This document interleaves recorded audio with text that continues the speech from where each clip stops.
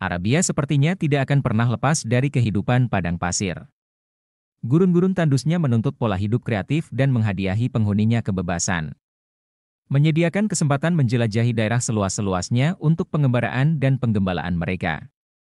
Dengan gaya hidup inilah akhirnya bangkit semangat juang yang tinggi. Jika musim kemarau datang, itu berarti mereka harus segera menyisingkan lengan baju.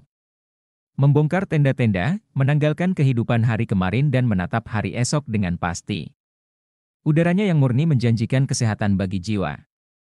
Keterpisahan mereka dari pergaulan menjadikan penghuni padang pasir itu mampu menjaga kemurnian dan kefasihan bahasa nenek moyangnya. Barangkali itulah kelebihan orang-orang pedalaman yang hidup berpindah-pindah dibandingkan orang perkotaan, dimanapun berada, kehidupan kota selalu saja menyisakan dilema yang tak terhindarkan.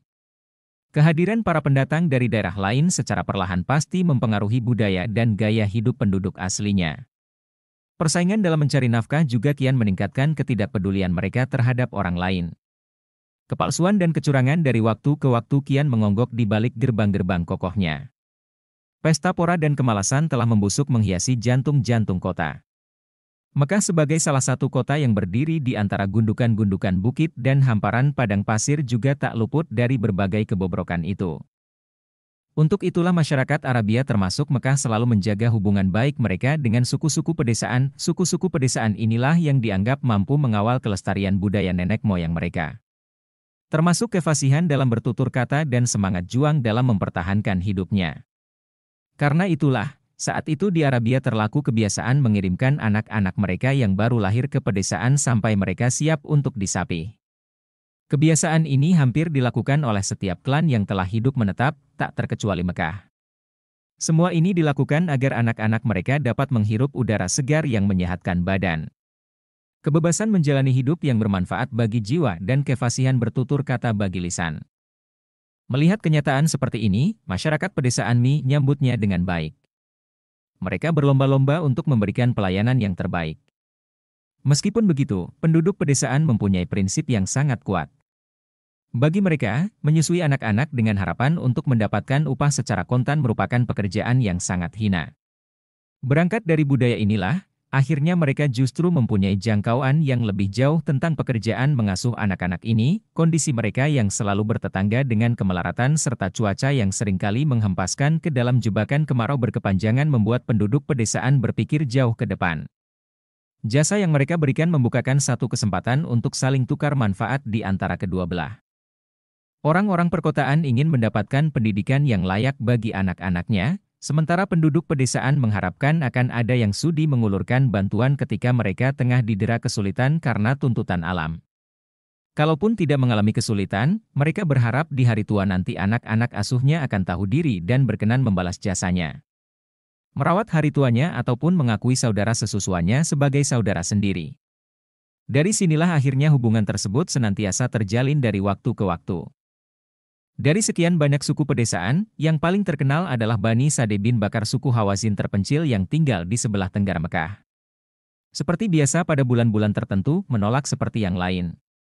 Setelah beberapa saat berada di Mekah, rombongan itu memutuskan untuk segera kembali ke perkampungan mereka. Mendengar hal ini, Halimah berpikir ulang.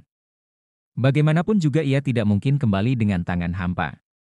Mekah tinggal menyisakan si kecil yatim yang tak mendapatkan pengasuh, dan seorang termiskin yang tak mendapatkan titipan anak untuk diasuh. Akhirnya ia berkata kepada Harits, suaminya. Demi Allah, aku tidak akan kembali sebelum mendapatkan anak untuk aku susui. Aku akan mengambil anak yatim itu. Lakukanlah, siapa tahu dengan mengambilnya engkau akan mendapatkan berkah, jawab suaminya. Halimah kembali mengetuk pintu rumah Aminah. Ketukan yang telah ditunggu-tunggu Aminah akhirnya datang juga. Menantu Abdul Muthalib segera menghambur menyambut kedatangan Halimah. Keduanya kemudian membicarakan kesepakatan seputar pengasuhan baginda Nabi Muhammad. Sesuai adat yang berlaku, putra Aminah akan diasuh selama 2 tahun di perkampungan Bani Sa'd. Sebelum Nabi Muhammad SAW mendapatkan susuan dari salah satu wanita dari kabilah Sa'd ini, beliau telah mendapatkan susuan dari Su'aibah, seorang budak perempuan milik Abu Lahab. Paman Nabi yang bernama Hamzah dan Abu Salamah bin Abdi al-As'ad juga pernah menyusu pada budak Abu Lahab ini. Sementara itu, Suwaibah sendiri juga mempunyai seorang anak yang bernama Masruh. Dengan begitu, Nabi Muhammad dari budak ini mempunyai 3 saudara sesusuan yaitu Hamzah, Abu Salamah bin Abdi al-As'ad, dan Masruh. Karena telah ditunggu rombongan, Halimah segera mohon diri dan sebelum pamit ia terlebih dahulu mencoba menyusui putra Aminah. Dan peristiwa ini sempat ia tuturkan beberapa tahun kemudian. Tak lama setelah kudekap ia di dadaku, tiba-tiba payudaraku penuh air susu. Ia dan anakku meminumnya sampai kenyang. Kemudian mereka berdua tertidur pulas. Ketika kami keluar rumah dan suamiku mendekati unta betina kami, dia terperanjat ketika mendapati kambing susu unta nampak berisi. Ia kemudian memerah susunya untuk kami minum hingga puas. Itu adalah malam terindah di hari pertama bersama Nabi Muhammad. Suamiku berkata, "Demi Tuhan, engkau telah mengambil anak yang diberkahi Tuhan, begitulah yang kuharapkan." Jawabku, selanjutnya kami segera kembali ke kampung halaman. Kunaiki kembali keledai kurusku sambil menggendong anak itu. Namun entah kenapa, keledaiku berjalan dengan begitu cepatnya dan dapat menyalip rombongan yang lain. Tak seekor pun dari keledai mereka yang menyamai langkahnya. Karena kami terus melaju ke depan. Salah satu rombongan merasa kagum dan berkata padaku, "Hebat sekali kalian, tunggulah kami." "Bukankah ini adalah keledai yang kemarin kalian tunggangi itu?" "Tentu saja. Itu memang keledai yang sama." Kataku, suara mukjizat telah datang padanya, begitulah komentar mereka, ketika sampai kampung halamannya yang gersang. Halimah dikejutkan oleh kambing-kambingnya yang terlihat gemuk-gemuk. Kambing susu kambing-kambingnya juga nampak berisi, penuh dengan susu. Kampung yang ia tempati adalah daerah paling gersang dibanding tempat-tempat lain, tapi kenapa semua itu bisa terjadi? Halimah hanya bisa menatap bayi mungil yang ia bawa jauh-jauh dari Mekah. Hatinya kini kian mantap untuk merawat anak itu. Dia yakin semua keanehan yang dijumpainya pasti tak lepas dari putra Aminah. Hari selanjutnya menjadi hari-hari paling bertuah dalam sejarah hidup keluarga Halimah. Kampungnya memang masih didera kemarau panjang, namun kambing-kambing miliknya tidak pernah kekurangan makan. Halimah sendiri tidak pernah tahu dari mana kambing-kambing itu mendapatkan rumput di tengah kemarau yang terik.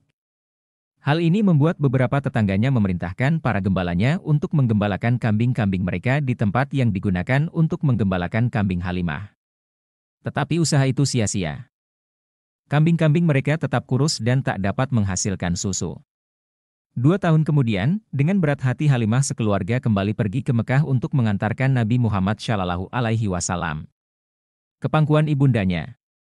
Perkembangan putra Aminah yang sangat pesat membuatnya jatuh hati untuk terus mengasuhnya.